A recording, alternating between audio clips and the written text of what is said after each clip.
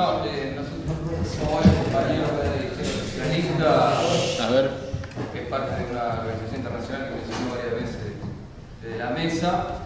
Agradezco a Roberto que participó, pero nos invitó sabiendo que partíamos de varias diferencias. Vinimos porque en realidad Venezuela es un tema que hay que profundizar y no cerrar, sino discutir y seguir aprendiendo sobre todo de la red argentina. Por eso todos vinieron a escuchar a la mesa, no pretendo hacer ninguna falsa polémica, sí solo mencionar unas cosas que me parece en honor a los compañeros nuestros, en el sentido de que creo que hay una diferencia en algunas cosas que necesito puntualizar. Primero reivindicar, y ya lo hizo también mi compañero de la mesa, el trabajo que está haciendo el PSL desde hace muchos años, digamos, de enfrentamiento, porque partimos de una caracterización muy importante de lo que es el régimen hoy de Maduro y de lo que fue el chavismo, por lo que hicieron los dos compañeros que intervinieron. Partiendo de ese acuerdo, nosotros tuvimos varios roles que has mencionado, con los cuales no tengo acuerdo de cómo lo mencionar, sobre todo en el golpe, que todo el mundo reconoce que existió un golpe, y un paro sabotaje, en el cual tuvimos un rol ahí en primera línea para defender, porque no nos da lo mismo que exista un golpe, y en ese sentido el proceso de la ONT no va a haber tiempo, pero para nosotros reivindicamos que esa CTV que vos describiste muy bien sobre ultra burocrática, criminal, que aliada al chavismo, no me imagino... Aliada a la oposición. Sí, la CTV. Exactamente, pero que cuando nace la ONT, para nosotros es un proceso muy reivindicable, porque rompieron muchísimos trabajadores, miles y miles, y nosotros dimos la pelea de adentro. La perdimos, como vos dijiste claro, porque el chavismo con todo su aparato se metió, pero nosotros reivindicamos esa pelea porque para nosotros había que estar ahí y todavía seguimos sacando conclusiones, etcétera, etcétera, de lo que fue eso y lo que aprendimos. En realidad nosotros, ante la realidad, sobre todo, solo para decirlo, por eso te digo, vos me dijiste que la historia es muy rica de este proceso. Nosotros vemos que hoy la ofensiva yanqui, porque me preocupó que no mencionaste demasiado el imperialismo, después, bueno, para nosotros tiene un rol muy importante, justamente con el chavismo, porque también sabemos que había una retórica muy importante de antiimperialismo, pero que había acuerdos, se realizó la guerra externa permanentemente, la exportación de petróleo, digamos. O sea, no se rompió, como dijo también el otro panelista, es que tampoco se rompió la lógica capitalista, se garantizaron las ganancias, digamos, todo digamos, el saqueo y digamos, la plata siempre se garantizó, la guerra externa se garantizó, eso fue siempre. Nosotros decimos que hoy me parece que la ofensiva, nosotros existe una ofensiva que intenta, vía Guaidó, canalizar una bronca popular enorme. Por eso, están jugando un rol importante para nosotros para que no haya una caída revolucionaria de Maduro. Para nosotros el pueblo venezolano ya acertó de Maduro, claramente, nosotros estamos en eso, nosotros vemos el rechazo de, digamos, fuera Maduro, lo compartimos, por supuesto, y creemos que es incluso prioritaria esa discusión, digamos, eso tenemos acuerdo con nosotros. Es muy importante discutir cómo sacamos una dictadura, pero no le bajamos tanto el precio a la intervención yanqui, a las conexiones que tiene Guaidó y al rol que juega Guaidó en esa política. Eso es lo que, por eso tampoco nos da lo mismo, y lo que proponemos es no al golpe, por supuesto, no a Guaidó, y que Maduro se fuera por la organización popular, que eso es lo que nos unifica en las consignas que nosotros proponemos hoy en Venezuela. En ese sentido sí tengo que decir, a pesar de que podemos tener diferencias, sí reivindicamos un petróleo 100% petrolero, no nos da lo mismo que esté en manos de multinacionales, y por supuesto que proponemos que esté en manos de los trabajadores, bajo control obrero y sus usuarios de seguro, y dejar de pagar la deuda externa, que para nosotros es fundamental hoy en día para recuperar la economía de Venezuela, que todos sabemos que es grave, es muy grave. Por eso insisto que me parece que habría que discutir un poquito más el rol del imperialismo, sin descartar de que hoy el enemigo principal del pueblo venezolano para nosotros es Maduro. Y agradecer, digamos, que podamos recordar que nos hayan invitado, vamos a hablar unos minutos, porque respeto al resto quieren hacer más preguntas. Yo les puedo dar brevemente que... Si hay una lista, que hablen, digo yo. Solo una cosa más, pido disculpas porque tengo que dar clases con énfasis, que en un rato me levanto, pero tenemos que hablen los que se anotaron, si no... Sí, ustedes por fin, le han anotado. Sí, hay un compañero ya. ¿Qué habla el compañero? ¿Cuánto hay? ¿Uno más? Sí. ¿Qué habla? ¿Qué habla el compañero? No vi una intervención Con respecto a lo que es el marco teórico, cuando referís al imperialismo, puntualmente a la obra de Lenin, en ningún momento se cuela la idea, a mi entender, que los monopolios agotan la competencia. De hecho, la transforman, porque ya no es una... se transforma la competencia ya no como una cuestión de colonialismo en el sentido de mercantilista, sino lo que es la exportación de bienes y capitales. Con lo cual, acarreado de lo que es la dependencia tecnológica, si bien no genera una metrópoli y una colonia en los términos de lo que fue el capitalismo mercantil, sí genera un centro extractor de recursos. ¿Qué cosa? Un centro extractor de recursos de otro lado. Digo para ponerlo en términos teóricos, ¿no? No digo sobre esto montar un nacionalismo cabeza. No digo para eso. Digo para discutir cuál es la característica, digamos, digo de acá a futuro, no digo en términos para salir a defender un régimen, ya sea el chavista o el peronista, sino para justamente qué es lo que objetivamente sucede, digamos, y cuáles son, digamos, bien lo dijiste, la burguesía no tiene nacionalidad, en eso lo compartimos. Los obreros tampoco. ¿Cómo? Los obreros tampoco. Los obreros tampoco. Ahora, no es lo mismo la calidad de vida de un obrero en los países centrales a la calidad de vida de los obreros en los países periféricos. Y eso es una realidad objetiva que todos los obreros a pie se dan cuenta. Eso significa, digamos, no sabría describirlo bien, pero sí que hay algo que todavía se sigue expropiando, digamos, de un país al otro, como hecho objetivo, digamos, la calidad de vida de los obreros. Entonces, no podría desarrollar algo demasiado extenso, porque no lo tengo, pero creo que en algunos puntos el problema del imperialismo sigue siendo un problema vigente, que habría que verlo. No creo que sea exactamente la misma forma que Lenin describió hace 100 años, pero que de alguna forma se está expresando. Que podemos tomar como punto de referencia eso, las condiciones de vida, la calidad de vida. No ya hablemos de los burgueses, sino hablemos de la clase que nos interesa, que son los proletarios, los trabajadores. En ese punto, ver cómo debería operar la cuestión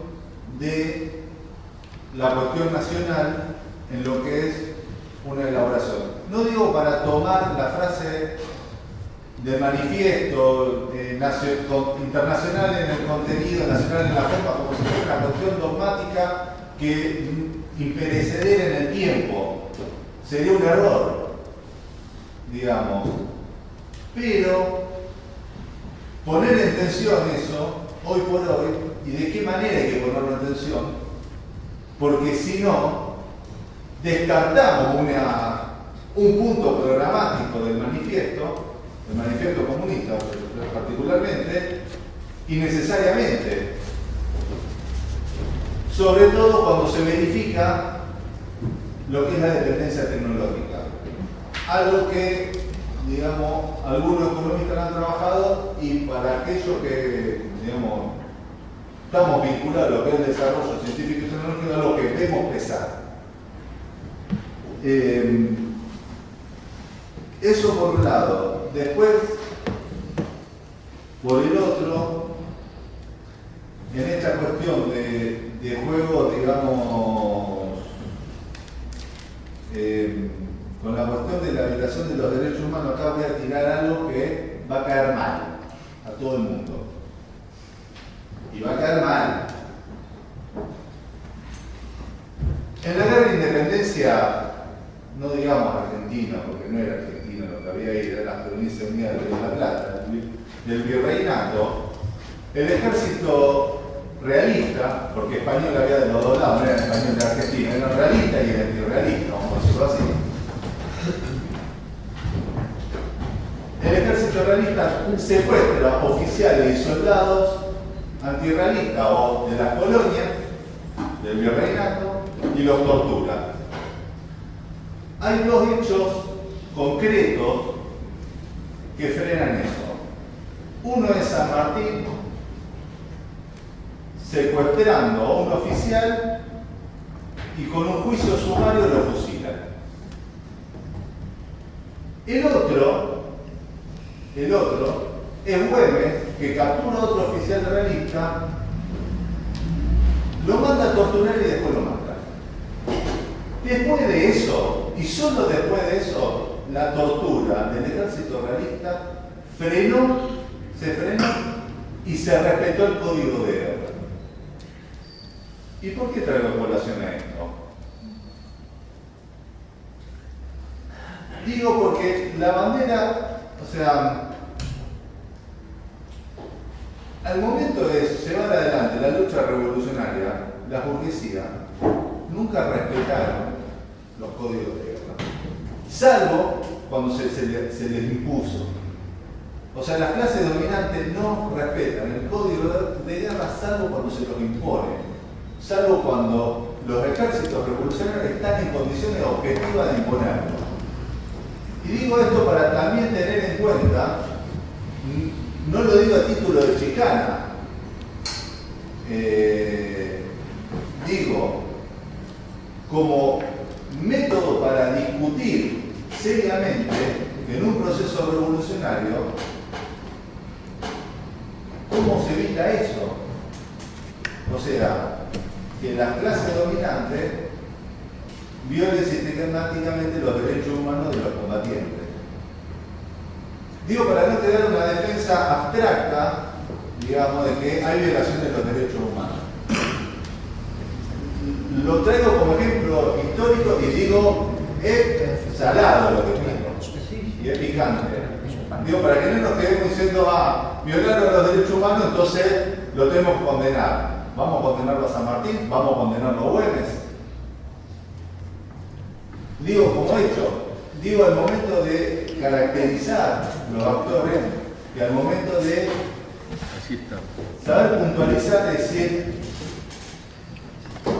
digo, no por esto voy a salir a defender cualquier cosa, lo estoy diciendo como en cuestiones de guerra, digamos. ¿Qué es lo que de un lado hace y qué es lo que del otro lado hacen? Y cómo se establece el código de guerra. En ese aspecto Clausewitz es bastante claro, digamos. El código de guerra se establece, justamente lo establece en la comandancia. Lo establece en la comandancia para respetar el cuerpo de oficial. Que respondo.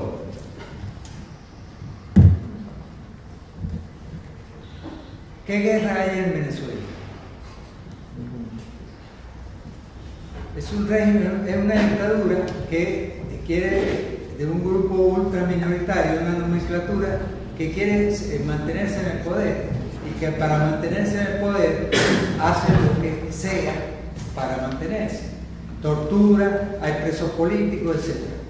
Y las denuncias que hay que hacer en Venezuela sobre el problema de los derechos humanos es la misma denuncia que se hacía aquí en la dictadura de Onganía, Levington Lanusse, en la dictadura de Videla, etc. Es lo mismo.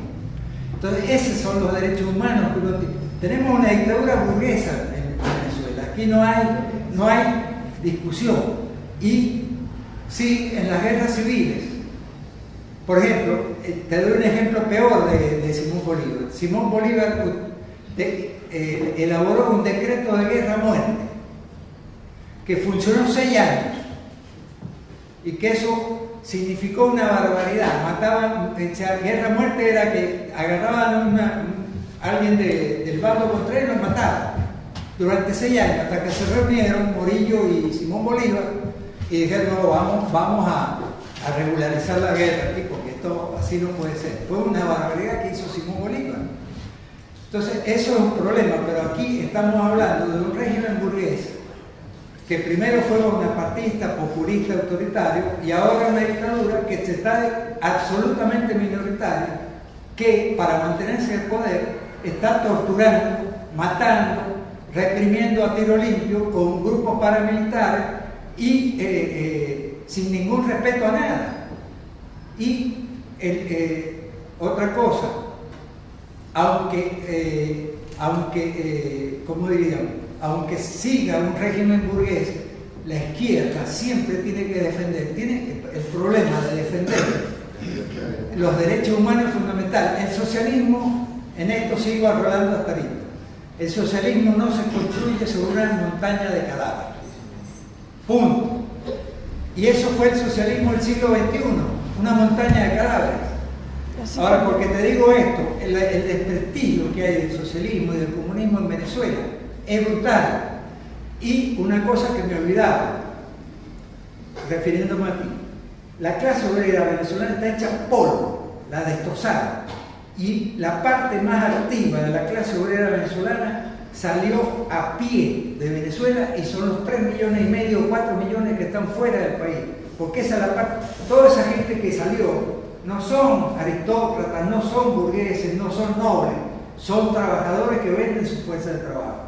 Eso es lo que salió de Venezuela, el éxodo total. Y que ustedes lo conocen porque aquí hay venezolanos en todos lados. Y a mí me asombra que la izquierda, aquí en Argentina, no entreviste a 20 venezolanos que van a estar contra el socialismo y el comunismo, porque el socialismo y el comunismo que conocieron es el que está allá.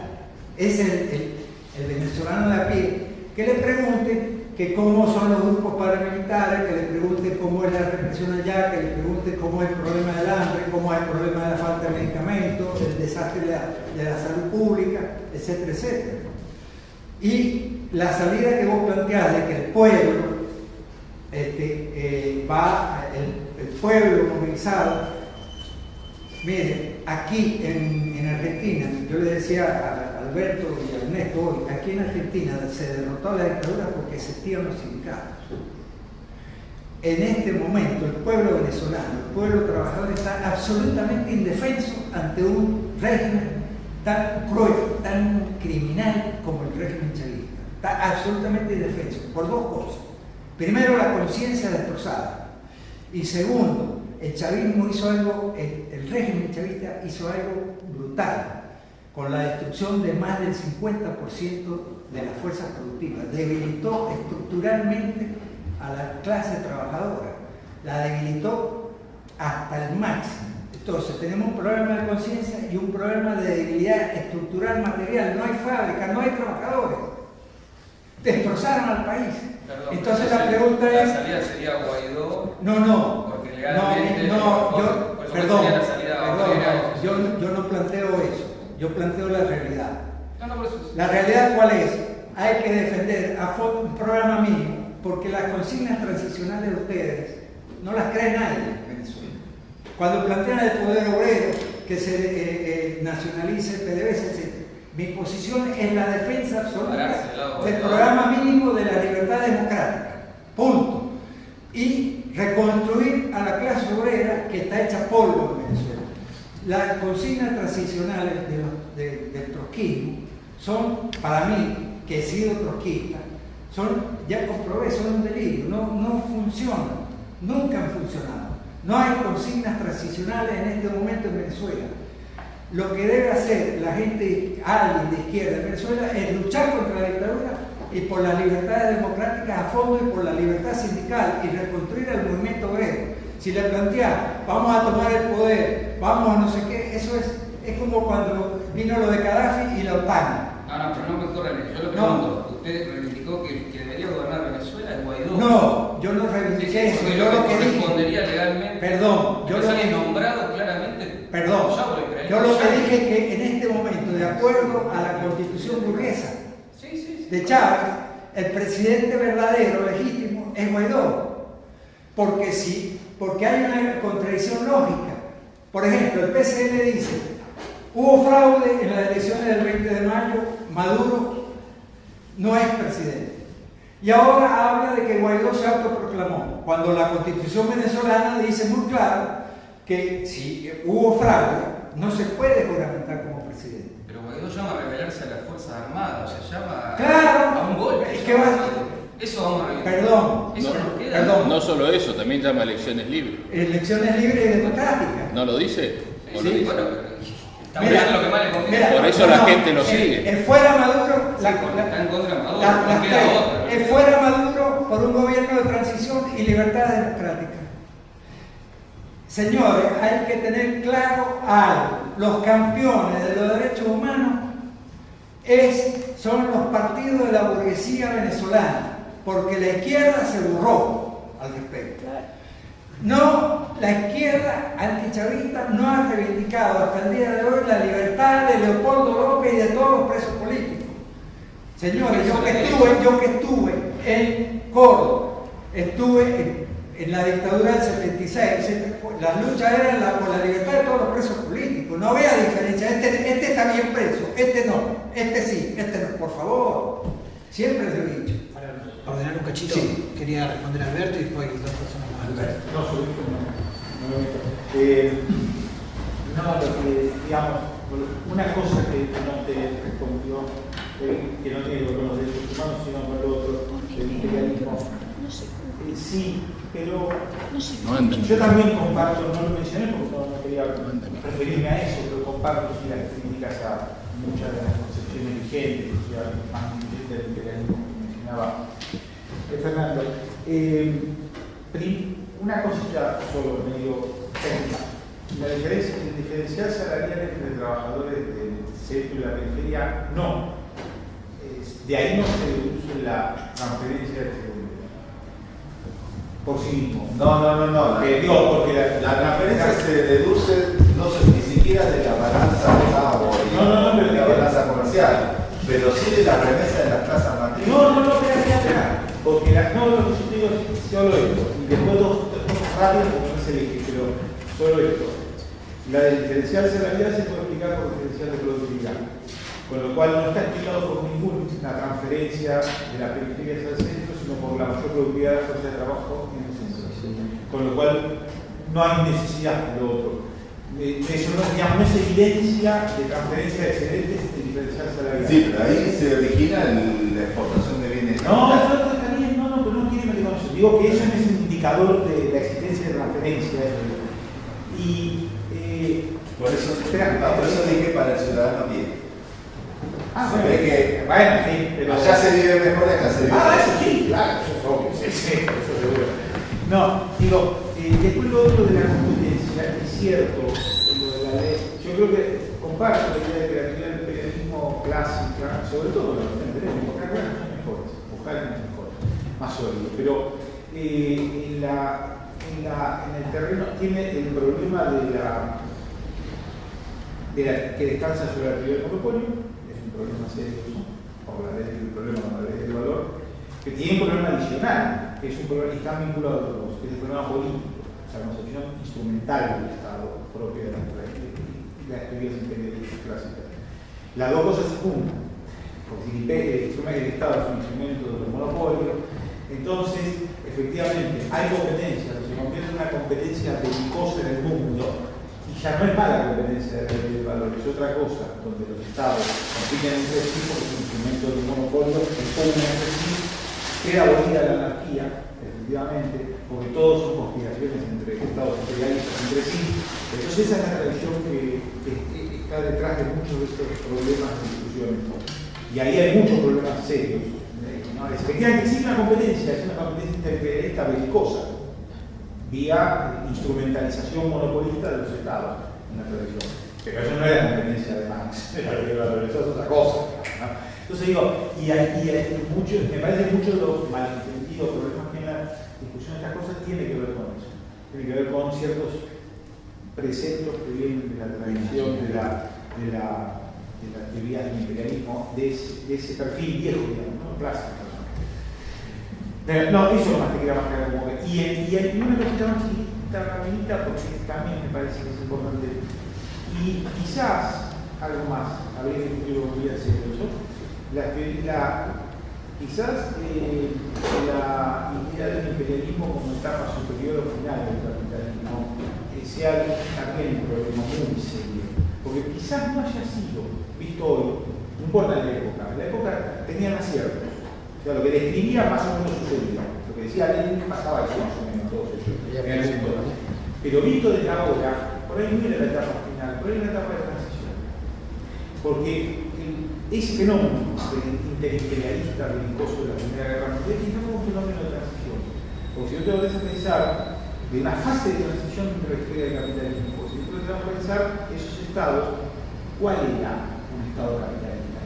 El mismo. O sea, quizá la relación entre expansión capitalista, expansión económica y político-militar en esa época fue un fenómeno de transición. Tirado de hoy, en ese momento lo veían así, tirado de hoy. Porque fíjate que muchos de los estados estaban construyendo los estados capitalistas todavía. Entonces quizás fuera un imperialismo más, en algunos rasgos, pre-capitalista todavía, la expansión imperialista, que moderna, contemporánea. O sea, este capitalismo de hoy, imperialista, como lo quieras llamar, sea más normal que el capitalismo que lo que sucedió en la Primera Guerra Mundial. Eso habría que discutirlo en realidad, pero por ahí no es la etapa final, es la etapa de transición hacia otra cosa. No, sí, esa es la globalización, esto que conocemos. Está bien, está claro, no hubo una tercera guerra mundial por una disputa de mercado. No, está bien, entonces podemos decir que a partir del 45 eso dejó de explicar algunas cosas. Ahora, una cosa que hay que explicar y otra cosa es que eso es Aristóteles. No, que marxista no. Voy a hacer una pregunta que en parte ya respondió Alberto, que es ¿qué impacto ven ellos, digamos, en esto justamente de la teoría del imperialismo o la concepción política del imperialismo, en que casualmente toda la izquierda, después también quería preguntar si hay algunos grupos, no sé, anarquistas o de otras tendencias que hayan mantenido una posición quizás más consecuente de oposición al chavismo, si es que ha existido eso, o que sean grupos minúsculos. Pero más allá de eso llama la atención que todos en bloque, críticos, menos críticos, han terminado de alguna manera apoyando, digamos, el régimen de Chávez, inclusive en aquellos aspectos donde se lo es crítico y dice, bueno, está bien, esto está mal, pero el problema es que los yanquis nos están atacando. Y termina siendo lo fundamental. O sea, ¿por qué? Porque terminamos reemplazando lucha de clases por geopolítica, terminamos reemplazando ley de valor por monopolio, etcétera, etcétera. Ahora, el tema es qué grado de importancia tiene hoy en día seguir profundizando esa discusión, ¿cómo lo ven ustedes? Que es parte del bagaje, quizás, digamos, es un pilar muy importante de la construcción de la teoría marxista. Y bueno, ¿cómo ven ustedes eso? ¿No? Si, digamos, resumiendo la pregunta, el impacto de esas posiciones políticas o de esa teoría del imperialismo parece ser demasiado importante, demasiado fuerte, y quizás nos permita explicar este abloquelamiento de trotskistas y estalinistas inclusive unidos en defensa de un régimen burgués que por el solo hecho de estar enfrentando al imperialismo es Dios. ¿Y enfrentando cómo? Pues le vendió durante 20 años el petróleo a Estados Unidos. Alan García lo dijo, es muy lindo hablar en contra del imperialismo vendiéndole millones de barriles de petróleo. Por favor, discurso. Y la pregunta que dice cortita, si vos conocés, si hay grupos... Mira, los grupos... La izquierda antichavista en Venezuela está hecha mierda. Se formó una intersectorial de trabajadores que el PCL acaba de salirse de ahí porque el LTS en un plenario que se hizo dijo, yo me reí mucho y Ernesto se reí mucho también. El hombre declara, aquí no funciona que el enemigo como el enemigo de mi enemigo es mi amigo.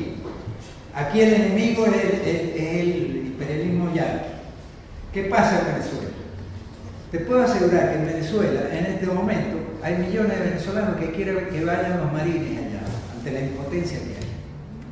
¿Me entiendes cómo es el problema? Es la famosa discusión que hubo con el asunto de Libia y cuando Gaddafi con su fuerza aérea estaba liquidando a la fuerza que luchaba contra Gaddafi y que entró la OTAN. Entonces había gente trotskista que decía estaba en contra de Gaddafi, pero cuando entró la OTAN, que no podían recibir eso. Digo yo, si yo estoy ahí, estoy luchando contra Gaddafi, acepto armas y ayuda de cualquier lado.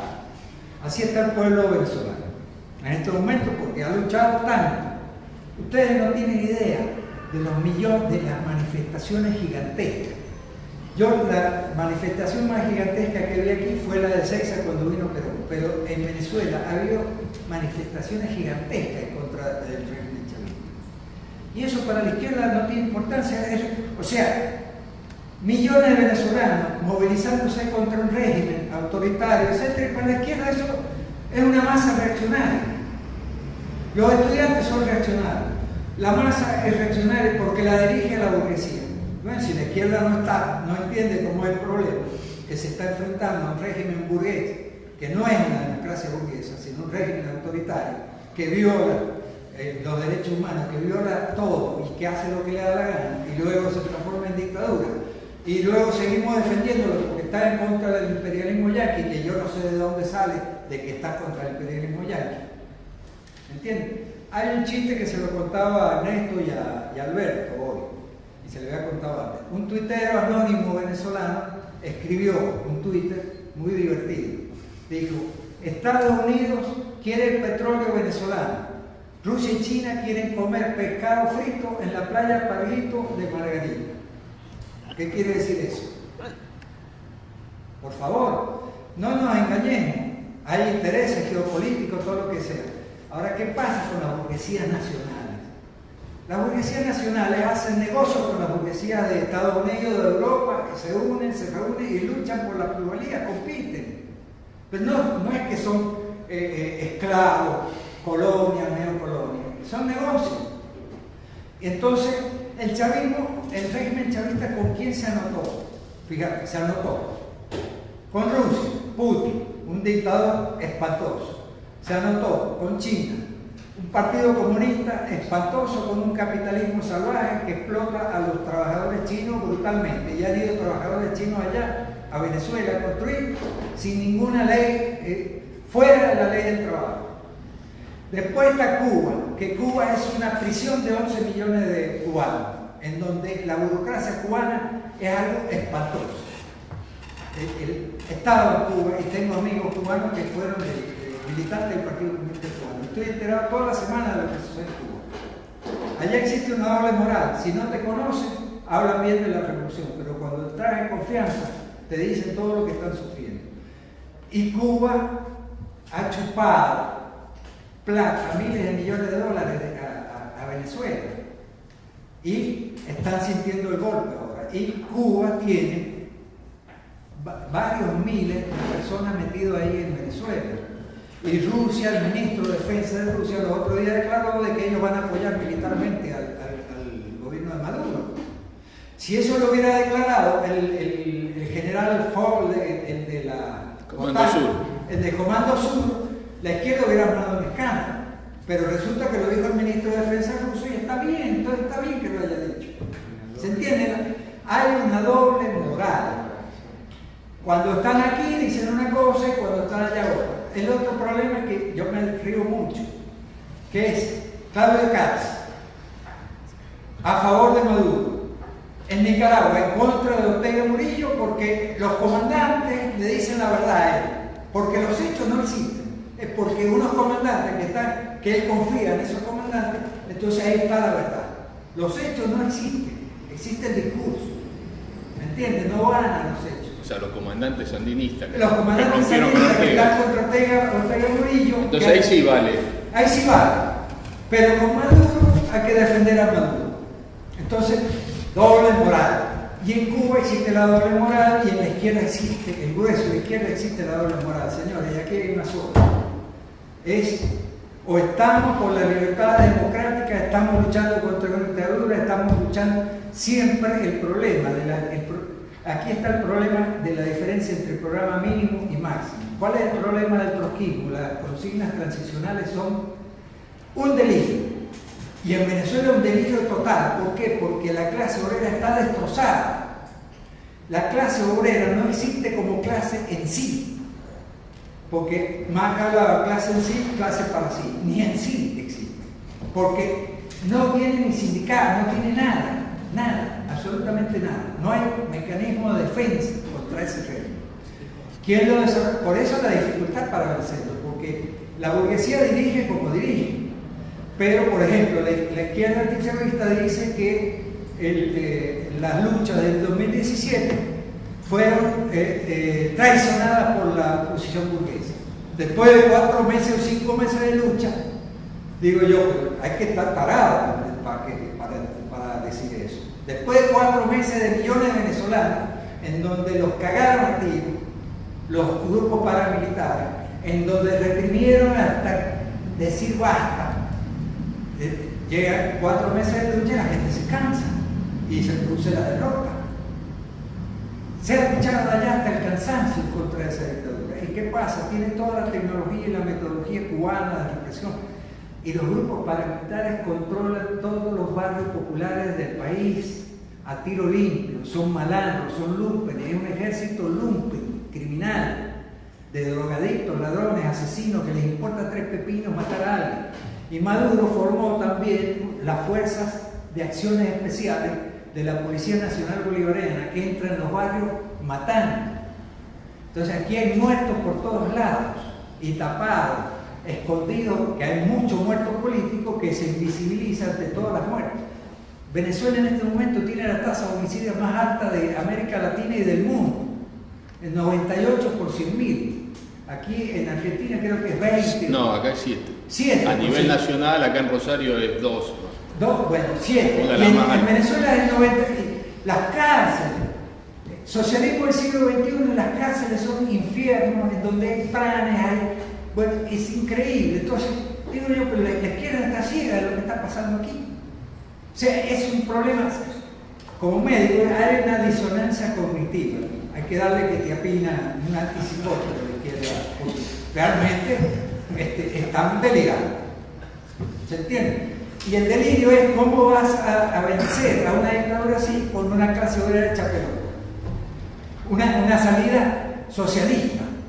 Más cuando todo el mundo está convencido que el socialismo es una cagada y el comunismo es la ultra cagada. Para decirle que quieran. Entonces por ejemplo, el planteo del compañero, yo respeto mucho a la gente del PCL porque han luchado y luchan y tienen mártir, pero están equivocados. O sea, las consignas transicionales yo las viví, todos las vivimos aquí. Venimos de esa rama atrozca, hasta que uno se convence que no tiene que haber un programa mínimo y un programa máximo. Y tiene que adecuarte a la relación de fuerza y a la situación que existe realmente en el país que estás analizando. Y lo que hay en el país es que el régimen chavista derrotó totalmente a la clase trabajadora, no solo a nivel de conciencia, sino a nivel material, estructural. Ahí quebraron miles de empresas y estatizaron a un montón de empresas. Ha llegado al extremo en Venezuela que los trabajadores defienden.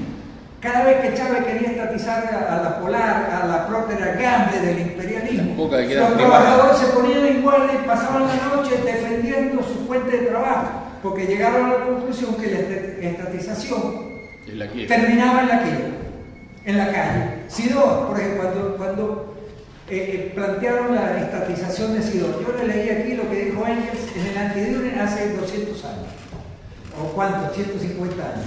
La estatización no es socialismo.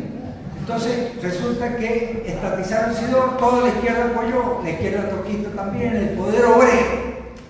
El poder obrero, señores, cuando la clase obrera está en el poder, ahí existe el poder obrero. Cuando no está, eso es mentira. Eso es una mentira total. Entonces, digo yo, no vayan a estatizar Sidor, que con Techín, la clase obrera. Sidor es fundamental en esa área, el proletariado, además del proletariado petrolero, que es la vanguardia, el proletariado de Guayana, de las empresas básicas, donde hay miles de trabajadores, era fundamental. ¿Qué hicieron? El milagro al revés. Guayana, el milagro al revés. Destruyeron todo eso. Esos son escombros. ¿Y cómo quedó la clase obrera ahí? Liquidada y caminando hacia Colombia, Ecuador, Perú y Chile. Y Argentina. Y va a seguir el éxodo. Entonces, ¿de qué estamos hablando? Es que yo lo veo en la izquierda estúpida. No analiza los hechos. No vi. Yo lo he vivido hasta el cansancio. ¿Qué es esto? Es algo escandaloso por parte de la izquierda. El 99,9% de la izquierda. Y leo la página Rebelión y lo que escriben sobre Venezuela es todo basura. Caos de la red, todo basura. No tienen idea de lo que está pasando en Venezuela. Y dice uno, ¿pero qué han estudiado esta gente? ¿Marxismo? ¿Qué es lo que están leyendo? Disculpame, te interrumpa brevemente, porque sé que hay oradores, pero me parece que ahí hay que buscar una combinación, un poco lo que planteó Alberto al principio, el tema de la chequera. La chequera que camina por América Latina. La chequera que hace escribir. La chequera que La hace chequera escribir. que camina por América Latina. Y por otro lado, creo que, insisto, para mí hay un problema teórico. No creo que sean estúpidos, creo que hay una matriz teórica y política.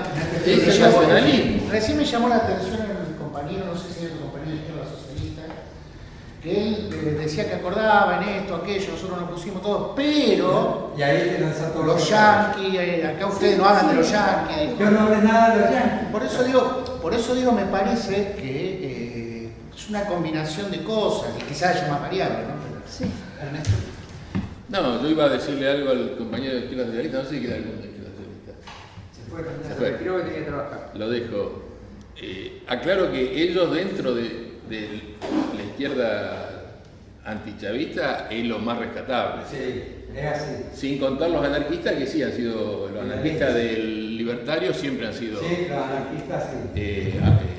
consecuentemente críticos con el chavismo. Después el PCL fue lo más rescatable, incluso como él dice, en el 2017 plantearon claramente abajo Maduro. Ahora dice que lo siguen planteando. Sí. Ahora últimamente yo no lo leo, No, que lo no, sigan se planteando. quitaron la palabra. Se asustaron con el tema de Guaidó imperialista. Así que bueno, lo voy a dejar eso.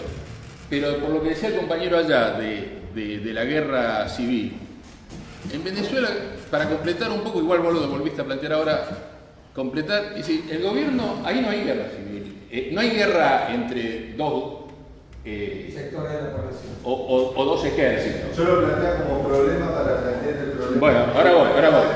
Pero en el caso de Venezuela, a todo lo que él dijo de que es una dictadura, tenemos el problema de que está matando de hambre a la gente se está muriendo de hambre. Entonces, es un derecho de la gente luchar, rebelarse como sea contra esa dictadura. Y entonces, ¿cómo se ubica la izquierda, y más desde la Argentina? Porque a lo mejor después los problemas más tácticos, como plantea Izquierda Socialista, si estamos con Guaidó, no estamos con Guaidó, hay problemas tácticos que tienen que ver con algo que ahora voy a plantear. Lo de Venezuela es muy simple. Es, de un lado, el pueblo que hace lo que puede por rebelarse y si no, huye, se va del país por millones. Es la inmigración más grande del mundo después de la de Siria. Estamos hablando del 10% de la población venezolana. Y yo escucho a Graboy, lo leo a Graboy, que dice los que se van de Venezuela es la clase media alta que no se aguanta la socialización que hay O sea, hay 4 millones de clase media alta en Venezuela. Es decir, esa emigración venezolana se va a Perú y Ecuador y los muelen a palo en Perú y en Ecuador. Como le pasa a los emigrantes centroamericanos cuando van a Estados Unidos. Ahora, la doble moral de la izquierda hace que nos cuestionen a Trump porque no deja entrar a los centroamericanos, pero no dice una palabra de Perú, de Ecuador, que no deja, y el alcalde de Huancayo dijo, prohíbo la entrada de venezolanos en Huancayo. La izquierda no se solidariza con los inmigrantes venezolanos, que son millones. Es un problema serio, de moral, ética, estamos hablando de los principios. Ahora, junto con eso yo digo, y lo de la guerra. Yo creo que así, por no entender ese problema profundo, olvidémonos de la guerra entre burgueses, como fue la guerra por la independencia en el siglo de España con América, ¿no es cierto? Porque el que conoce la historia venezolana sabe que el ala más plebeya de esos dos campos, en la guerra civil, en la guerra de liberación venezolana, estuvo del lado español. ¿Cómo era? El caudillo de los llanos. Boves, que era el caudillo de los llanos, o sea, el pueblo en la guerra de independencia venezolana, Una guerra civil. estaba del lado de los españoles y Bolívar representaba A los mantuanos. a los mantuanos, que era la aristocracia de Caracas. Digo porque traten de estudiar un poquito la historia de Venezuela y van a ver que fue un caso muy excepcional lo que pasó. Por eso Bolívar tuvo que aplicar ese decreto de muerte, de guerra a muerte. Pero vayamos a la guerra civil en Rusia, en la Rusia soviética. Krostan tuvo bien la masacre de Krostan. La izquierda no se tiene que replantear si todo vale en las guerras, incluso en las guerras civiles. Si nosotros vamos a actuar de la misma manera que actúa las clases poseedoras. Que se controla. ¿Qué quedó de todo eso? Justamente por esa teoría de que todo vale en la guerra, hoy día, porque después con esa teoría se justificó todo. Cuando se terminó la guerra civil, se siguieron aplicando los métodos de guerra civil. Es decir, los campos de concentración, la colectivización forzosa, ¿no es cierto? En China, a ver, en nombre del marxismo, 2 o 3 más grandes de los genocidios del siglo XX se han hecho en nombre del marxismo. Camboya, Pol Pot quería que los ciudadanos de las ciudades, la intelectualidad se fuera al campo obligadamente a trabajar la tierra. No se quisieron, los que no se querían ir los mataban. Murió 1/3 de la población camboyana, asesinada en nombre del marxismo, en nombre del socialismo. Después no nos damos cuenta porque hoy el socialismo no existe. Y no queremos entender ese problema. Y lo seguimos repitiendo. Creemos que la dictadura del proletariado y que todo vale. Tratemos de reflexionar. Vos te preguntás por qué pasa en Venezuela con la izquierda. La contradicción de esta discusión o de esta problemática de Venezuela es que por un lado es decisiva para el futuro de la izquierda mundial, entender lo que está pasando en Venezuela. Pero lamentablemente, en Venezuela, la izquierda no existe. Entonces las salidas que se plantean son muy abstractas, muy difíciles. Nada, no hay nada. Es el grupo cuando se dividió el PST trotskista, morenista, quedó por un lado Marea Socialista y por otro lado el PCL. Marea Socialista hizo entrismo en el chavismo durante años, o lo que acá es el MST. Un día, hace un tiempo, yo no me acuerdo, vos te voy a acordar mejor, en una de las manifestaciones antes de lo de Guaidó, todavía en el 2017, por ahí, ellos quisieron llamar una marcha tercera posición, digamos, ni con la oposición burguesa, que ellos le llaman la oposición de derecha, que no tiene nada de derecha, porque la derecha en Venezuela es el gobierno, es Maduro, es una dictadura, y entonces una tercera posición, llamaron una marcha, salió, porque ellos manejan, Marea Socialista maneja a Porrea, el portal a Porrea, que dicho sea de paso, hoy día Porrea está hackeado por el gobierno venezolano y en Venezuela no se ve. Está cortada la página, se ve solo en el extranjero. Y se supone que es la página oficial o semioficial del chavismo junto con los troscos de Marea Socialista. Bueno, sacaron la filmación, eran 7. O sea, había una marcha de unos miles funcionarios llevados por Maduro, que eran, ponele, 50.000. Había una marcha de la oposición que eran 500.000. Y la tercera posición independiente eran 7. Es así. Es decir, entonces, claro, ante esa situación no hay ninguna posibilidad, lamentablemente. La izquierda no tiene vela en el entierro venezolano. Yo en eso soy muy pesimista. Yo creo que las salidas reales, concretas para Venezuela, casi todas son malas, porque puede ser que termine, como él dice, en una intervención norteamericana. Entonces, claro, uno no va a apoyar eso. Claro. Entonces, ¿vos ¿en qué quedás? Quedás en la nada. En observar la situación. En observar la situación. Ahora, el tema del imperialismo, quiero dar un ejemplo que acá se habló mucho en Argentina en los últimos años, para demostrar cómo toda la teoría del imperialismo hay que replanteársela. Y no voy a entrar en los temas económicos, voy a entrar en un tema de la famosa geopolítica. La guerra de Siria. La guerra de Siria, no voy a entrar en el tema de la guerra de Siria porque es muy compleja y que la guerra civil siria. pero creo que hay un acuerdo general en toda la izquierda de que lo más progresivo o lo poco progresivo que hubo en la guerra civil siria al final de todo fueron los kurdos de Rojava, los kurdos de la región siria de Kurdistán. Esos kurdos han tenido un planteo feminista, muy democrático. Toda la izquierda, algunos dicen que es prácticamente un movimiento comunitario. Bueno, ¿saben por qué existe y por qué se consolidó ese movimiento? Porque el ejército yanqui apoyó a los kurdos. Entonces tratemos de analizar un poco qué carajo es esto del imperialismo planteado de una manera ridícula, que hay un solo imperialismo que es el norteamericano. El rol progresivo de las fuerzas, en la guerra civil siria han intervenido no menos de 10 países extranjeros. Arabia Saudita, Irán, Rusia, los países del Golfo, Turquía. Turquía rompe con Estados Unidos, ¿por qué rompe? Turquía se pasa al bando de Irán y Rusia. Porque el problema kurdo le afecta directamente a Turquía. Entonces, como Estados Unidos, que tiene un acuerdo con los kurdos iraquíes, trasladó ese acuerdo a los kurdos sirios, escuchame, liquidaron a ISIS, las milicias kurdas, pero ¿cómo la liquidaron? Primero iban los bombardeos norteamericanos, aplastaban a los grupos de ISIS y después entraban las milicias kurdas. Pero el 90% del trabajo lo hicieron las fuerzas norteamericanas. Ahora, la izquierda que reivindica a los kurdos no dice una palabra de que los kurdos son imperialistas. Ni hablan de que quieren hacer creer, porque todo se miente y todo se oculta, porque acá otro problema que tiene la izquierda es que no quiere ver la realidad. Se borra el fenómeno de que los kurdos han logrado lo que han logrado, los kurdos de Rojava, gracias al imperialismo norteamericano, a la fuerza militar norteamericana.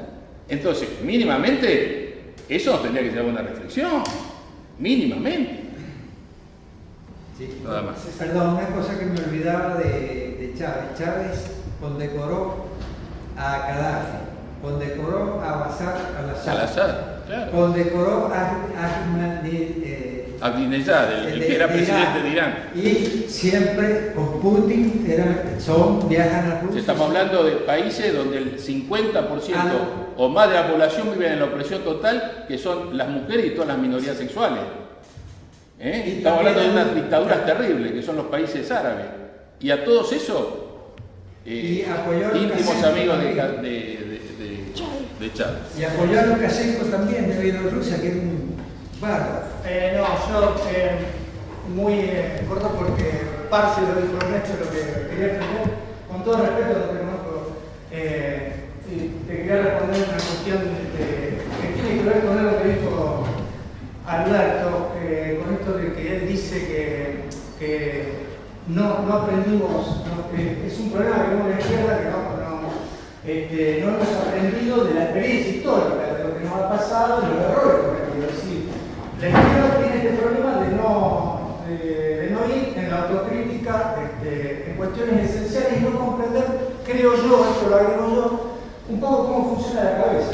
Es decir, cuando vos decís esto de la tortura, de que bueno, si San Martín torturó, si Güemes torturó, yo te agregaría más, si Trotsky torturó, si Lenin torturó, si el Che Guevara torturó, es decir, es una concepción que tenemos de que, como es que algo plantearon ellos de la mesa, de cómo construir, qué concepción de socialismo tenemos, es decir, si el socialismo se construye desde arriba, sin ninguna crítica, o sea, todo lo que hacen los jefes está bien, o decimos la verdad, yo estoy en contra de que construyamos un socialismo torturando gente. Entonces, ahí quizás estaría la posibilidad de tener otra concepción que quizás hoy en la izquierda no existe, porque la izquierda justifica todo. ¿Y por qué digo esto de que no entiende, y esto lo generalizo en la izquierda, cómo funciona la cabeza? Es decir, los bolcheviques destrozaron toda la familia del zar, hasta los niños, hasta la famosa esa que parecía que no estaba. Anastasia, que no se sabía si la habían matado o no, que hace muy poco los archivos, pero gracias a los archivos se descubrió que estaba muerta.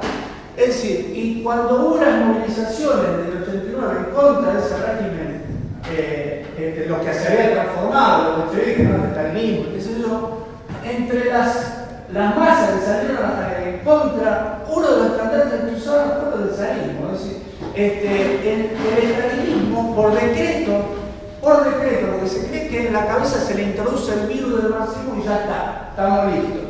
El estalinismo decretó el ateísmo, lo mismo se hizo en Cuba. Vayan ustedes a Rusia, vayan a Cuba, los que han visitado, los que han hecho turismo en Cuba, y ver la religiosidad del pueblo. Es decir, ¿qué concepción tenemos?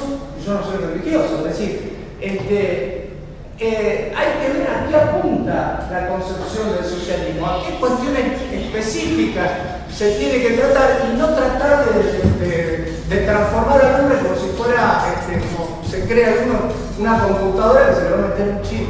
Es decir, la gente piensa, la cultura hay que respetarla. Entonces, ese es un problema profundo que tiene que ver, creo, con algo que dijiste. Disculpen si me extendí. Sobre lo anterior parecía que hay dictaduras buenas, malas, torturas buenas y torturas malas. Pero aquí bueno.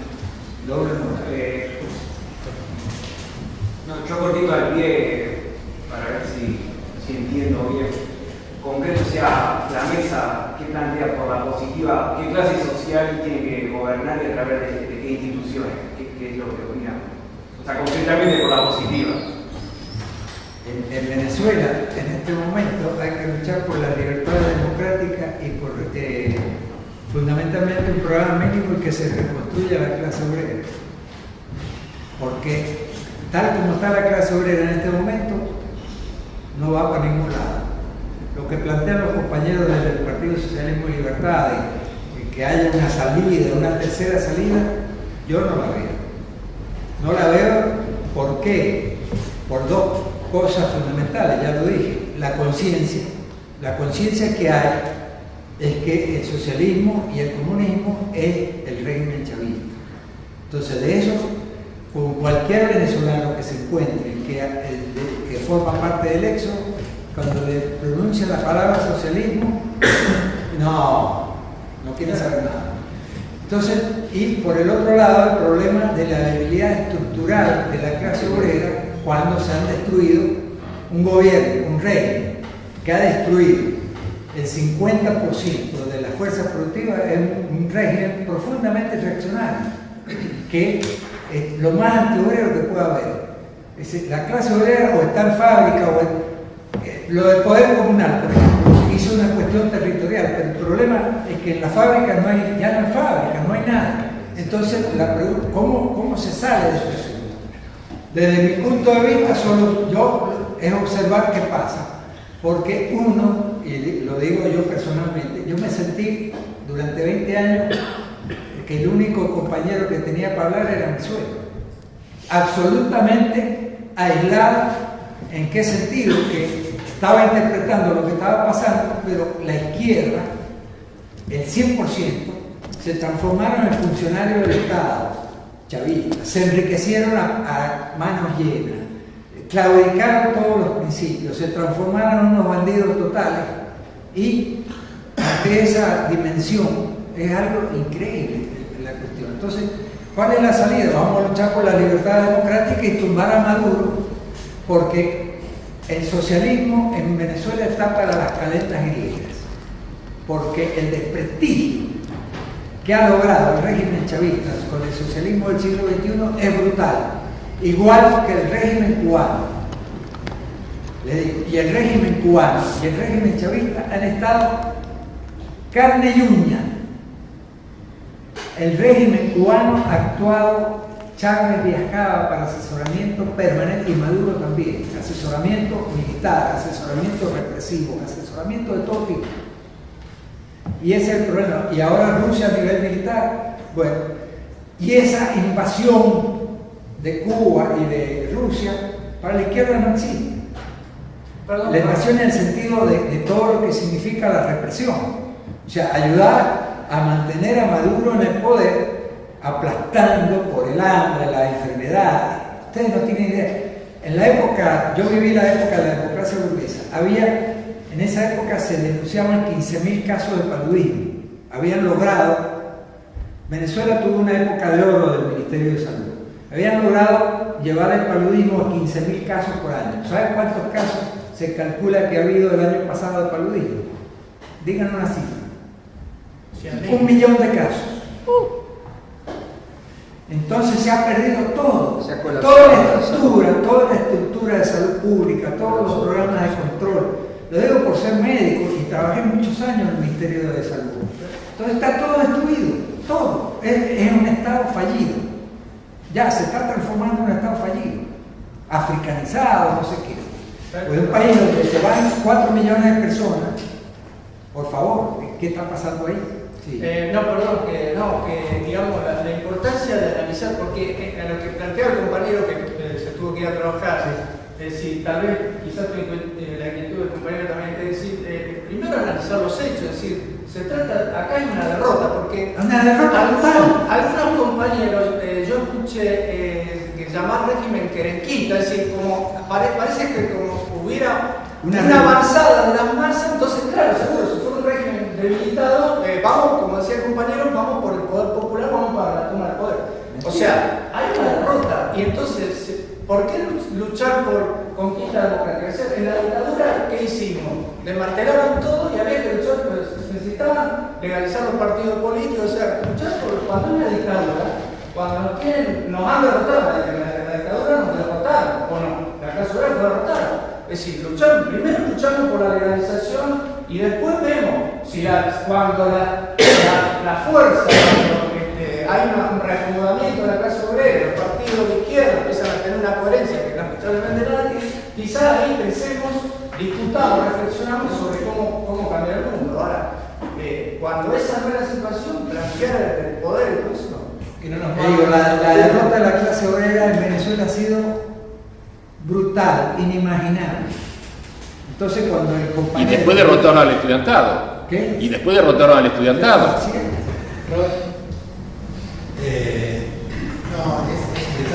Digamos, dentro de la izquierda, de la discusión, digamos, sobre todo con el fascismo, se plantea el problema de la presión y la transición, ¿no? ¿Cuál es la propuesta de la positiva?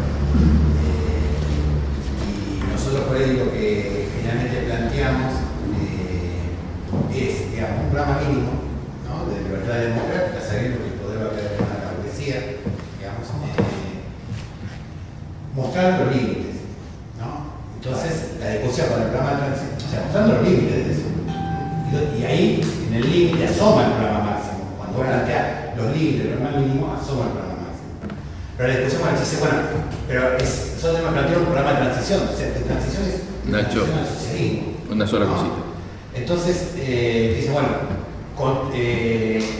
revolución, control obrero, demás. Y se plantea, bueno, ya no sabes si es un programa para la acción, como planteamos nosotros, un programa mínimo para la acción, o, digamos, y algo que es para la propaganda, que es, digamos, explicar por qué eso tiene límites.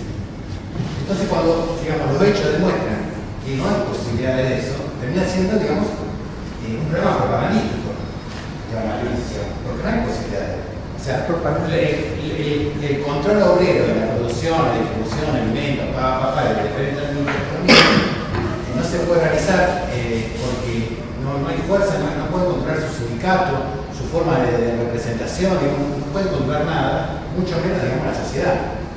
Entonces es un programa propagandístico. Pero para la acción, ¿qué propone? Porque tenés masa en la calle, tenés los colectivos disparándole a todo aquel que saca un cartelito contra Maduro, sacándole la caja de alimentos que reparte el gobierno al que critica, al que escuchó que critica, o que escuchó que le dijo que critica. Digamos, necesitas un programa, digamos, para la acción allí que sea mucho más sensato que una propuesta de ir a tomar el poder, porque no hay condiciones. O sea, cuando no hay condiciones, ¿qué haces? O sea, podés propagandizar una salida socialista, está bien, que los obreros deberían controlar el poder, está bien. Pero la lucha es contra la dictadura, y ahí en el momento, digamos, situaciones mucho más complejas. Por eso, el programa de transición, si yo he dicho creo que está mal, digamos, mucho peor cuando es en un momento de derrota. No hay manera de tomar, digamos, aquellas reivindicaciones sentidas y de ahí iniciar un camino de toma del poder. Mucho menos en las condiciones en que está planteado Venezuela. ¿qué debíamos hacer para que el programa de transición fuera aplicable en este caso? Y sacar las condiciones en las que está Venezuela. O sea, la única manera de que el programa de transición se pueda aplicar es, o sea, borrando de un plumazo todas las condiciones materiales, reales, sociales que existen en Venezuela. O sea, no es aplicable si uno tiene en cuenta las condiciones. La única manera de poder plantear el programa de transición es no teniendo en cuenta las condiciones que existen realmente ahí. ¿Y cuáles son? Que hay una clase obrera disgregada, o sea, hay que entenderlo, está desgranada la clase obrera. Los compañeros dicen que la clase obrera está desapareciendo. Es eso, o sea, el salario, el ingreso salarial no representa la reproducción diaria de la vida, o sea, en ese sentido, digamos, no hay mucho más que para construir, y hasta algunos plantean incluso que hasta una invasión imperialista, digamos, hecha y derecha con Marín y demás, hasta podría recomponer la clase obrera, digamos, pero sin caer en estos extremos, el programa de transición como tal, digamos, tomar las reivindicaciones mínimas, unirlas, tomar las reivindicaciones sentidas, borrar el programa mínimo, programa más, digamos, y de ahí, digamos, pedir medidas más radicales para llegar a digamos, una escalera hasta el poder, es inaplicable en todo el mundo, pero acá, precisamente, en este lugar, en este sitio que es Venezuela, es totalmente imposible. La consigna de los obreros deberían tomar el poder y organizarse es propagandística, totalmente propagandística. O sea, pero si acá es propagandístico, allá hay 1.000.000 de veces más, porque el sujeto social que debería llevar eso está en proceso de disgregación. Se cuando dice un estado social mal logrado, quiere decir que la totalidad social como tal no puede reproducirse. Como totalidad burguesa no puede reproducirse, por lo tanto, los trabajadores no pueden reproducirse, la comunicación que está mal, digamos, y está todo en un proceso de integración social muy grande. Y esto, yo creo que no se tiene, o sea, la discusión, podemos discutir años de política, pero lo que no podemos es no partir de los datos, o sea, no partir de la realidad. O sea, más allá de que vamos a estar de acuerdo, sí, en comunidad de acción como Bailó, no. O qué, vamos, o es por afuera, distinto, golpear juntos, marchar separados, no sé, se puede, pero lo que no se puede es obviar los datos. No hay ninguna manera que vos vayas a plantear los trabajadores contra no sé de cosas, sin que los mismos opositores a Maduro que salen a tiro a palazos porque no quieren saber nada más de socialismo. Y no podés ir a hacer una propuesta de que organice la sociedad porque a la clase obrera, porque ni siquiera se puede organizar ella, porque está en un proceso de disgregación, que es lo más difícil. Digo una cosa y después si no hay... No, yo voy a decir una cosa muy chiquita. No, perdón. Digo sí. ahora, y me refiero a si alguien todavía no habló y quiere hablar, antes, porque después está... No, yo solamente... perdón. No, pero esta discusión eterna, evidentemente, que hay a través del programa de transición, digo eterna porque se habla siempre de lo mismo, pero no que hablamos con nosotros, y lamentablemente bastante poco más. Pero, digo, al margen de que ese programita se puede discutir con tranquilidad, tiene bastantes errores de caracterización para el momento en el que fue escrito encima, pero pensarlo aplicado hoy es un absurdo desde el punto de vista que el mismo Trotsky lo planteó para situaciones pre-revolucionarias. ¿Cuál es la situación pre-revolucionaria en Argentina, en Venezuela o en alguna parte del mundo? No la encontramos en ningún lado. Menos que menos la vamos a encontrar en Venezuela, que la gente no solo que desprecia todo lo que huela a socialismo y a comunismo, sino que no quiere hacer la revolución, quiere comer. O sea, la población está bajando de peso en Venezuela. Estos son datos reales y son así de crudos y horribles. Está bajando de peso. ¿Qué control obrero, qué poder obrero van a querer si el 80% es pobre? Entonces, si no vamos a analizar los datos de la realidad, los hechos de la realidad, ya empezamos bastante torcidos para saber por dónde caminar. Solo eso. Como dije, si nadie habló y quiere hablar, que hable, si no, que quieren hablar el resto. Sí, no, yo muy breve. O sea, el tema de la lucha democrática, que lo han planteado varios compañeros, creo que, digamos, eso es fundamental desde el punto de vista de la izquierda. Y por supuesto que a partir de ahí hay que plantear claramente que Maduro es una La opción burguesa es una alternativa burguesa que, es decir, la crítica, es decir, acá rescato al Lenin del 1905, es decir, solamente, es decir, en el marco de plantear la lucha democrática, uno obviamente tiene que plantear claramente total libertad de crítica, libertad y denunciar al coyuntural tipo que está luchando también con vos desde el lado de la burguesía, pero obviamente hay que decir claramente que es una salida burguesa. Ahora, no lo podés decir si vos no sos el campeón de la lucha democrática, sino y más, él me lo va a señalar mejor que yo. En los últimos meses, que hay una tercera oleada de luchas en Venezuela, hay luchas que son dirigidas por Guaidó, ¿no es cierto?, inmensas, qué sé yo, que en general el régimen no las reprime. Y sin embargo, cuando hay luchas relativamente espontáneas de los barrios que fueron chavistas, pero que se movilizan por la falta de agua, por la falta de luz, por la miseria, ahí es donde entran los grupos parapoliciales y reprimen. Es decir, en este momento está mezclado la lucha independiente con la lucha dirigida por Guaidó. Entonces, es imposible separar esas cosas. ¿Cómo vas a decir, esta lucha la apoyo, esta no, esta sí? Lo que sí está claro es que Guaidó es una salida burguesa y eso sí hay que denunciar. Eso quería aclarar. Ahora, hay una cosa última que quiero decir. Lo que ha pasado con la izquierda, y sobre todo, no hablo de la izquierda estalinista porque el Partido Comunista Venezolano es una basura y siempre apoyado y son masoquistas, porque el chavismo, el régimen chavista nunca le ha dado nada. Están ahí, los ha golpeado y siguen masoquistas, son estalinistas totales.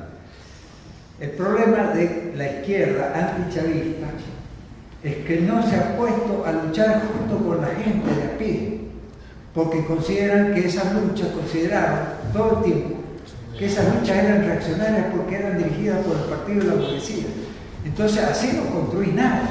Quedás aislado. No, totalmente. Entonces perdieron todo. Miren, en este momento la izquierda antichavista son grupos absolutamente marginales que ellos mismos se automarginan. Por ejemplo, está la intersindical. El PCL se acaba de salir de una organización intersindical en donde hay sindicatos que apoyan a Guaidó. Yo no me olvidé nunca de ellos.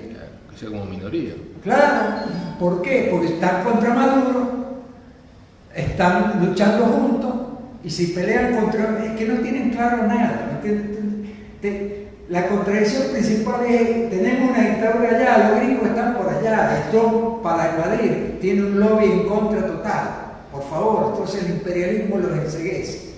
Pero resulta que la dictadura te está masacrando.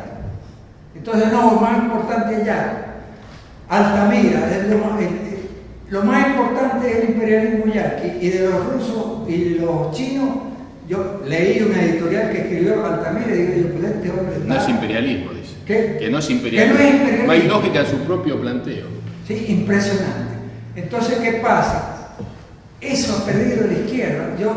Y mi memoria histórica en las luchas contra Onganía, Levito, Lanusse y luego contra Videla, es que eso era una unidad de acción brutal. Yo me recuerdo cuando Franja Morada votó por salir el 29 de mayo al paro activo del Cordobazo, en una asamblea de medicina. Y todo, y le dábamos a la Franja Morada, pero en la asamblea se votaba con la mano. Y me recuerdo todavía que el PCR, el Partido Comunista Revolucionario, la Vanguardia Comunista, votaron en contra, porque ese paro activo era golpista. Y después se volvieron campeones del Cordobazo, reivindicando el Cordobazo. Y todas las asambleas decían, ustedes estuvieron en contra. Así es la historia. El problema de la unidad de acción es un problema muy complejo, pero muy sencillo.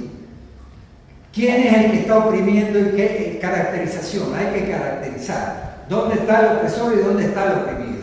Aunque haya burgueses de oprimido, porque la burguesía opositora está oprimida también por el régimen, la dictadura de Maduro. Tiene presos políticos, tiene muertos, tiene mártires, gente que la han zumbado desde el piso 11, el SEBIN, tiene torturado, el Guaidó, ¿qué era Guaidó? Era un dirigente estudiantil del año 2007, que yo lo he visto en las calles, porque yo iba a las manifestaciones, se lo digo, iba con mis hijos, que estudiaban en la universidad, y en el movimiento estudiantil. Entonces yo veía, y después la violencia de la oposición, la guardia, mentira. Si algo era la manito blanca zanahoria, pues pacifismo total. Porque si hubiera sido de izquierda, el movimiento hubiera sido mucho más violento.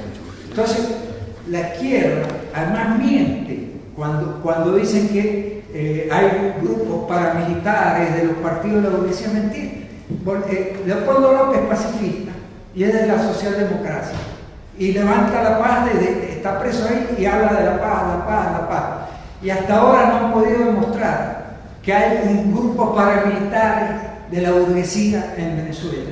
Lo que hay son grupos paramilitares de la dictadura. Y cuando aparecieron grupos armados, que Oscar Pérez y un militar Caguaripán, Maduro cometió un delito de lesa humanidad. Oscar Pérez se rindió, sacó 7 videos y Maduro dio la orden que lo masacraran a bazucazo. Cuando a cualquier delincuente, secuestrador, pedía un fiscal del Ministerio Público y se entregaba y conservaba la vida. En cambio, Oscar Pérez, que se levantó en armas en contra de Maduro, con 7, había una mujer embarazada y los masacró. Era un tipo de la Policía Técnica Judicial que manejaba helicópteros, etc., que se levantó en armas en contra de Maduro. Y el otro comandante, Caguaripano, bueno, está siendo torturado todavía, meses de tortura lleva. Un militar que se alzó en forma armada, reivindicando el artículo 350 de la Constitución, que es parecido al artículo 21 de la Constitución argentina. Y eso, la izquierda, son reaccionarios. Están luchando desde su mentalidad, etcétera, contra una dictadura. Yo me recuerdo en Córdoba que luchaban, había de franjas moradas, radicales, había todo, y estábamos ahí todos juntos peleando para salir de la dictadura. Y en las asambleas las diferencias eran clarísimas y siempre se votaba. ¿Qué hacemos? Vamos al paro, dijimos, al paro del 29 de mayo. Y después vino 9 paros más, el vigorazo, y había una unidad de acción brutal. En Venezuela, como esto se declara en su discurso antiimperialista y socialista, murió todo. Y cuando uno va a los hechos se da cuenta, bueno, yo le leí aquí lo antiobrero de Chávez, porque aquí se trae eso, desde cuando Chávez quiso liquidar a la CTV, que era el organismo más representativo de los trabajadores, de 2000 y pico de sindicatos, la CTV. Había otras 3 centrales, pero eran ínfimas. La CTV era la CGT, de aquí en su momento, que la CGT tenía mucho peso. Entonces, yo le digo que digo yo, ¿qué pasa con esta izquierda? ¿De dónde viene esa ceguera? Porque es una ceguera total. Han perdido hasta lo más mínimo principio moral. No les duele nada a la gente que se está muriendo. Mi suegra la tuvimos que traer acá hace 3 semanas y este último año perdió 7 kilos, tiene 82 años. Y estaba ya con ataque de pánico porque no tenía luz, no tenía agua y no conseguía alimento. Y digo, vamos a traerla porque se va a morir allá. ¿Me entienden? Entonces, cuando yo hablo de Venezuela, no solo estoy hablando a nivel teórico, político, estoy hablando desde el corazón, de la rabia que tengo. ¿Me entienden? De todo el desastre que ha sucedido y que hay un montón de gente que aparentemente es inteligente y apoya esa mierda. Burguesa, antiobrera, espantosa. Digo yo que estamos todos locos. En este momento estamos viviendo una noche negra en la izquierda. Esa es mi conclusión. Y somos absolutamente marginales. Estoy con Rolo en eso. Rolo dice, soy marginal al cuadrado. Bueno, yo soy marginal a la enésima potencia. Es así. Sobre todo por el problema de la izquierda, pero a nivel del pueblo venezolano, de los trabajadores, están claros, 90% está en contra de esa mierda. ¿Entiendes? Maduro se sostiene en las Fuerzas Armadas, en los grupos paramilitares, en las Fuerzas de Acciones Especiales de la PTJ a tiro limpio. ¡Punto! Es una dictadura brutal. Y es una dictadura perversa, cínica, en nombre del socialismo, en nombre de la izquierda. Y es algo tan cruel, porque cuando uno tiene una dictadura tipo Videla, la cosa es para pero aquí, yo no sé, tienen que bajar a los hechos y ver cómo es el asunto. Y yo llevo 20 años estando en los hechos. Además he tenido la oportunidad, le decía a Alberto en el viaje, de hablar 20 años en mi trabajo como médico, hablar con gente de los barrios populares, enfermeros, camilleros, todos los años, y los vi en su evolución, cuando eran chavistas, cuando empezaron la revolución, y cuando antichavistas y cuando se van. Dice, doctor, me voy, ya no aguanto más aquí. Y hablando de Maduro, bueno, sucede esto. Hay una masa, un retraso en el sur, en el metro de allá, de 2.000 personas. Hay un video en YouTube que dice, ya van a ver qué va a pasar cuando yo grite aquí Maduro. Grita, ¡Maduro! Y la gente responde, los 2.000, ¡coño de tu madre! ¡Hijo de puta! Dice, esa es la realidad venezolana. Y donde vaya, dice Maduro, donde hay una masa, y grita, ¡coño de tu madre! Dígame si eso no es una dictadura. El otro día en la festividad religiosa, no sé si el Papa, no sé cómo se festeja en Venezuela, que tiene la costumbre los venezolanos de quemar imágenes, de Judas, quemar imágenes. Allá la tradición es brutal. En Judas queman a todos, siempre, en todos los gobiernos queman a los personajes más odiados. Bueno, ahí la policía fue y atacó un grupo que estaba quemando a Maduro. Bueno, queman a Maduro, a la cabeza, a todos los hijos de puta los queman ahí. Listo. Bueno, Vamos. agradecemos